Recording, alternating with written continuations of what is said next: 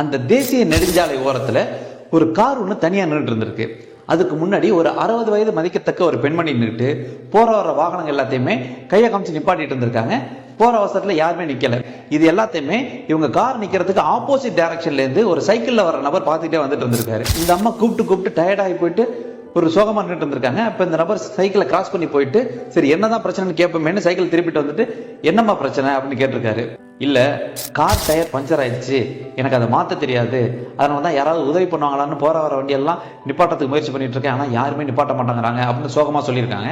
சரிம்மா நான் மாத்தி தர்றேன் அப்படின்னு இருக்காரு இவரு. உங்களுக்கு மாத்த தெரியுமா, தயவு செஞ்சு மாத்திருப்பா, இங்க உள்ள உட்காருங்கம்மா அப்படிங்கும் போதுதான் அவங்களுக்கு கொஞ்சம் பதட்டம் குறைஞ்சிருக்கு.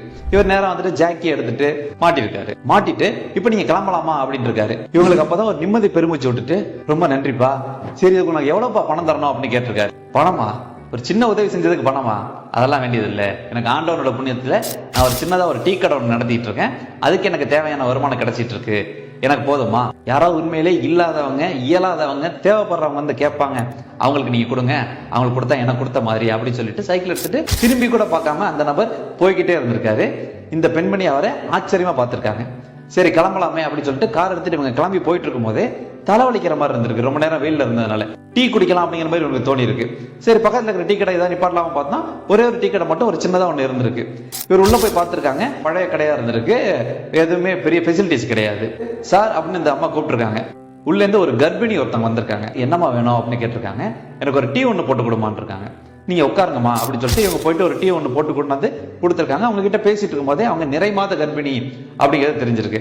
ஆனா அந்த என்விரான்மெண்ட்டை பார்க்கும்போதே இவங்களுக்கு தெரிஞ்சிருக்கு இவங்களுக்கு அந்த அளவுக்கு பெரிய வசதி கிடையாது அப்படின்னு. இப்பதான் அந்த நபர் சொல்லிட்டு போனது இவங்களுக்கு தெரிஞ்சிருக்கு. இல்லாதவங்களுக்கு கொடுங்களேன்னு. இவங்களுக்கு ஏன் கொடுக்க கூடாதுன்னு இவங்களுக்கு தோணி இருக்கு. இவங்க டீ குடிச்சிட்டு அந்த கிளாஸ் அந்த பொண்ணுகிட்ட கொடுத்துருக்காங்க. அவங்க அதை கழுவலாம்னு எடுத்துட்டு போயிட்டு இருக்கும் போது இவங்க ஒரு 5000 ரூபாய் பணத்தை டேபிள் மேல எடுத்து வச்சுட்டு கார் எடுத்துட்டு கிளம்பிட்டாங்க.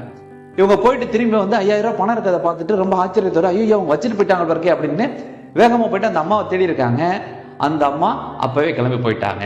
இவங்க இதை என்ன பண்ணலாம்னு ரொம்ப நேரம் யோசிச்சுட்டு கொஞ்ச நேரம் கழிச்சு கடையை மூடிட்டு நேரம் வீட்டுக்கு போலாமேன்னு வீட்டுக்கு போயிட்டு இதை நம்ம கணவர்கிட்ட சொல்லணும், பிரசவத்துக்கு பணம் இல்லாம என்ன பண்ணலாம் அப்படின்னு யோசிச்சுட்டு இருந்த நம்ம கணவருக்கு இது உண்மையிலே ஒரு மகிழ்ச்சியை கொடுக்குமே.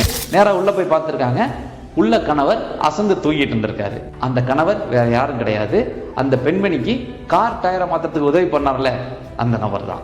இன்னாருக்கு உதவி செய்யறதுனால இவங்க மூலமா நமக்கு இந்த பலன் எதிர்காலத்துல கிடைக்கிறதுக்கு வாய்ப்பு இருக்கு, இல்ல இப்பவே கூட கிடைக்கும் அப்படின்னு எந்த ஒரு பலனையுமே எதிர்பார்த்து எப்போதுமே உதவி செய்யக்கூடாது. அப்படி செஞ்சா அதுக்கு பேரு உதவி கிடையாது. பிரதிபலனை எதிர்பார்க்காமல் செய்யப்படும் உதவிகளை எப்போதும் உன்னதமானது.